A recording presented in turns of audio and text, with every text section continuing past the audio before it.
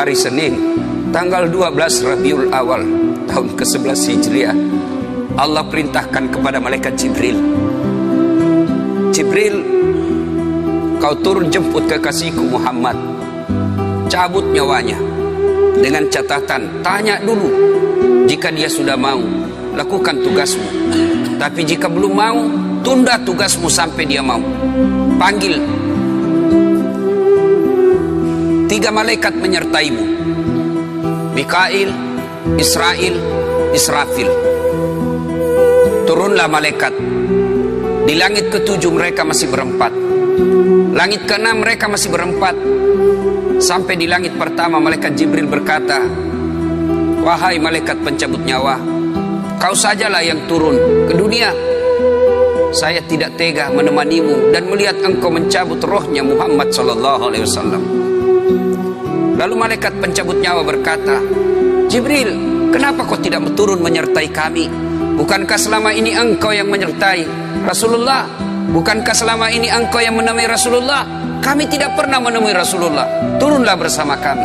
Jibril berkata, maafkan saya tidak betul-betul tidak mampu melihat engkau mencabut rohnya Rasulullah. Turunlah 4 malaikat ini. Lalu malaikat mengetuk pintu Rasulullah, ketuk rumah Rasulullah. Assalamualaikum warahmatullahi wabarakatuh ya Rasulullah. Nabi dalam rumah menjawabnya, waalaikumsalam warahmatullahi wabarakatuh. Fatimah membuka pintu, ternyata tidak ada orang di depan pintu. Rasulullah lalu bersabda, sudah ada di samping saya.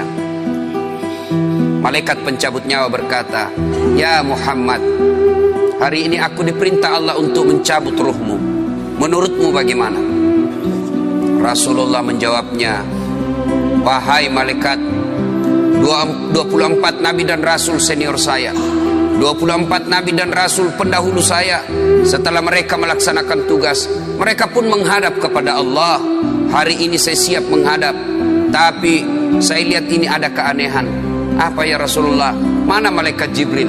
Kok tidak ada di antara kalian? Mana sahabat saya? Mana Jibril? Malaikat pencabut nyawa berkata, Jibril menunggu di atas langit. Dia tidak datang untuk menyertai kami. Lalu Nabi perintahkan, kau panggil dulu. Ada perkara yang penting yang ingin saya tanyakan kepada Jibril. Setelah itu saya siap menghadap kepada Allah. Naiklah malaikat pencabut nyawa dan berkata kepada Jibril, ya Jibril, engkau dicari sahabatmu, turunlah engkau menyertai kami.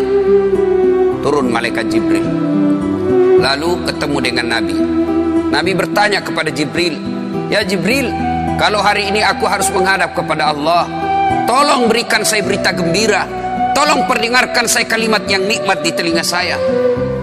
Lalu Jibril bersabda, ya Muhammad, saya dapat berita gembira dari Allah. Seluruh malaikat yang pernah Allah ciptakan antri untuk menyambut rohmu ya Muhammad.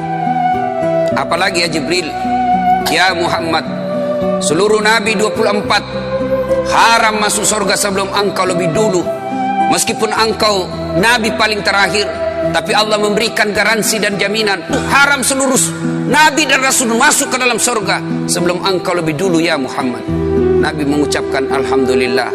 Apalagi ya Jibril, ya Muhammad, jika engkau punya dosa dan kesalahan, Allah telah mengampuni dosa dan kesalahanmu.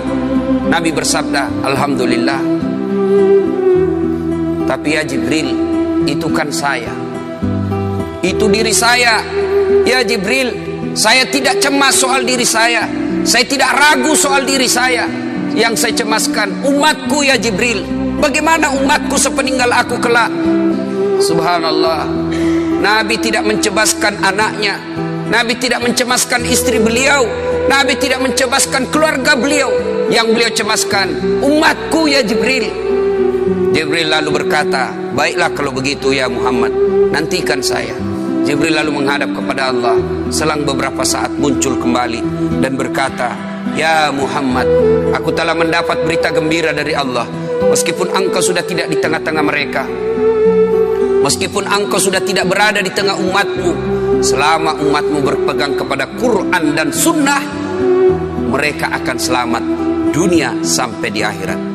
Mendengar ini Rasulullah lalu tersenyum dan berkata, Alhamdulillah, segala puji bagi Allah. Malaikat pencabut nyawa, silahkan laksanakan tugasmu.